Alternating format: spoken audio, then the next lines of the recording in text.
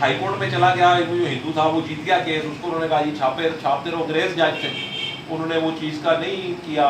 تو مسلمانوں میں بہت اضطراب اور غصہ پایا جاتا تھا کہ یہ دیکھو اس نے بلاسفیمی کی. اب تو ہمارے ملک میں اللہ کا فضل ہے، قانون ہے بلاسفیمی کے خلاف.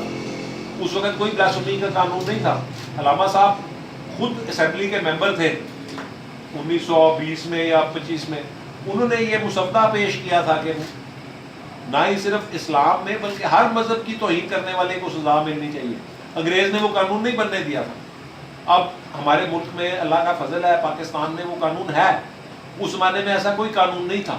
تو مجبوراً غازی علم الدین شہید صاحب نے سارے مسلمانوں کی ترجمانی کرتے ہوئے جذبات کی اس ہندو کو قتل کر دیا تھا، یار واصل جہنم کر دیا تھا. تو اس کے بعد ان کو عدالت میں مقدمہ چلا، سزائے موت ہوئی. علامہ صاحب کے پاس لوگ آئے مسلمان بہت سارے کہ جی آپ انگریز کو کہیں، انگریز آپ کی بات مانتے ہیں کہ اس کی سزا عمر قید میں تبدیل کر دیں. تو علامہ صاحب نے کہا ان لوگوں نے جنت خریدی ہوئی ہے، ان کو میں کس طرح روک سکتا ہوں. ان کی ایک غازی صاحب تھے اور ایک اور غازی عبد القیوم تھے کراچی میں بھی اسی طرح کا واقعہ ہوا تھا، کیونکہ لاہور میں اس واقعے کو بہت مطلب ہے پرومیننس ملی تھی، اس وجہ سے غازی صاحب کا نام مشہور ہے. کراچی والوں کو بھول گئے ہم لوگ مطلب ہے. علامہ صاحب نے اس پہ نظم لکھی تھی، لاہور اور کراچی. ہاں وہ ضرب کلیم میں موجود ہے.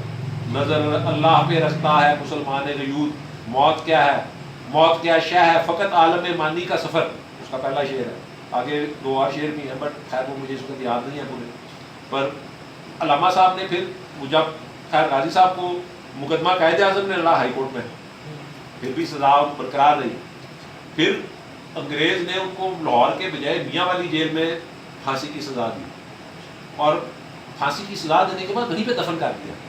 پھر مسلمانوں نے مل کے علامہ صاحب نے، دوسرے مسلمانوں نے، علامہ صاحب گئے گورنر کے پاس. انہوں نے کہا یار کم از کم ہمیں میت لاہور لانے کی اجازت دے دی جائے. تو انگریز نے علامہ صاحب کی گارنٹی کے اوپر، علامہ صاحب نے ان کو گارنٹی دی تھی کہ کوئی مثلاً وہ نہیں ہوگا خون خوابہ یا مطلب ہے یہ پبلک انریسٹ نہیں ہوگا، تو یہاں پہ تماشا نہیں ہوگا، کی کہتے ہیں احتجاج. یا احتجاج تو زیادہ تگڑا لفظ ہوتا ہے، توڑ پھوڑ نہیں ہوگی، ہنگامہ رائی نہ ہو نہیں ہوگی. علامہ صاحب نے گارنٹی دی تھی. پھر علامہ صاحب کی تحویل میں غازی صاحب کی میت دی گئی تھی، اور علامہ صاحب نے ہی لاہور میں لا کے ان کی تدفین. اب یہ لوگ کہتے ہیں کہ علامہ صاحب قبر میں خود اترے تھے، یہ اس کے ساتھ مجھے، کیونکہ میں ادھر موجود نہیں تھا، مجھے علم نہیں ہے.